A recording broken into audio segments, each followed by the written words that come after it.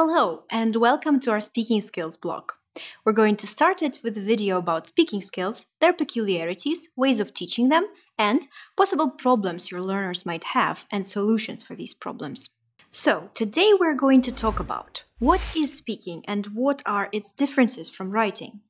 What are the typical challenges your learners face? How can you help them deal with those issues? Speaking is an interactive process of constructing meaning that involves producing as well as receiving and processing information. According to this logic, speaking can't happen without listening. Moreover, listening can't happen without pronunciation, but we'll talk more about this later on in the video. What else can we say about speaking? It takes place in a context, and the references made are clear to all the participants of the speaking. The person you're talking to is usually specific, which makes it easier to get immediate feedback, both verbal and nonverbal, and to tailor what is being said to the person you're addressing. The sentences are often incomplete. Hesitations, pauses, redundancy, repetition, and ungrammatical utterances are all possible.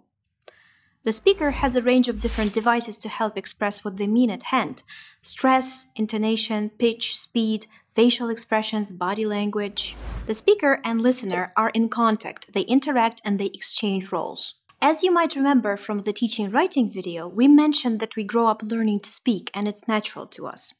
As opposed to writing, we also speak without much conscious effort or thought.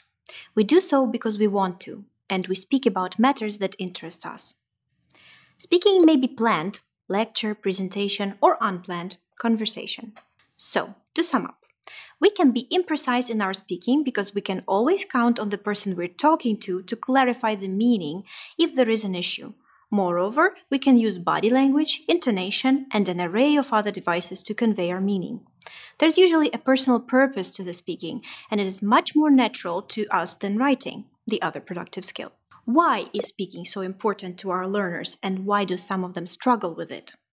Well, most learners equate knowing a language to being able to speak it. They can even evaluate their own progress or a language course based on how much they feel they have improved their speaking abilities. At the same time, because it's so natural to them and they're proficient in it in their L1, it can be very frustrating not being able to express their thoughts precisely. What is more, they often get too fixated on being perfectly accurate and their fluency takes a toll. It doesn't help that the classical education system frowns upon mistakes so much, whereas in English learning, they are very much the thing that propels the learning process forward. Let's talk about the challenges your learners might have in more detail.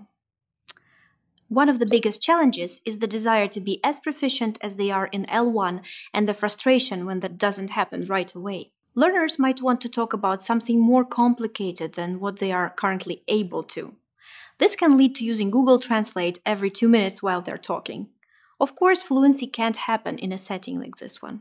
There are two things that can be done in this situation. First, you can certainly give the students more difficult topics to discuss, but after they've been given some vocabulary that can help them be a little more free in what they're talking about.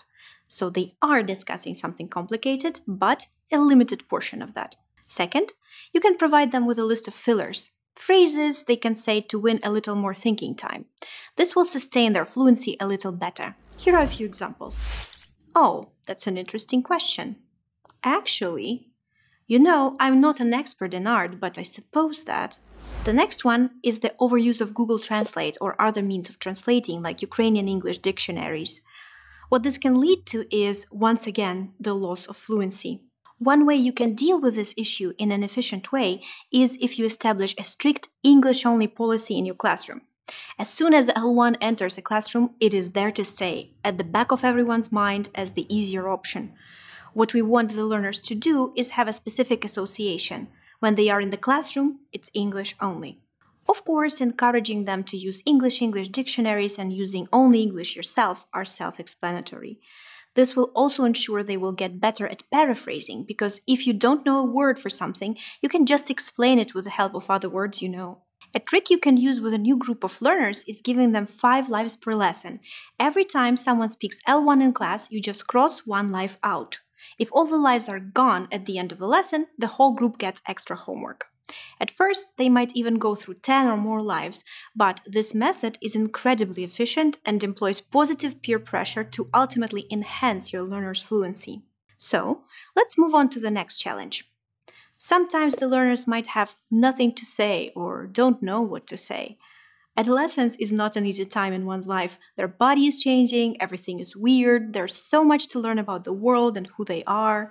It is a very confusing time, so it's not surprising that sometimes they might not have any ideas about the bigger picture topics like art, philosophy, history, and so on.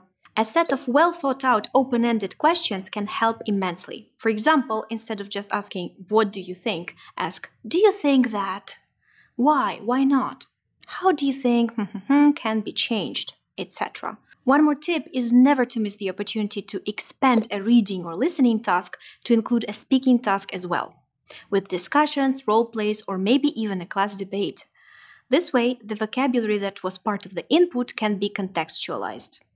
Plus, the learners will be more confident because they will have something to discuss and the means to do so.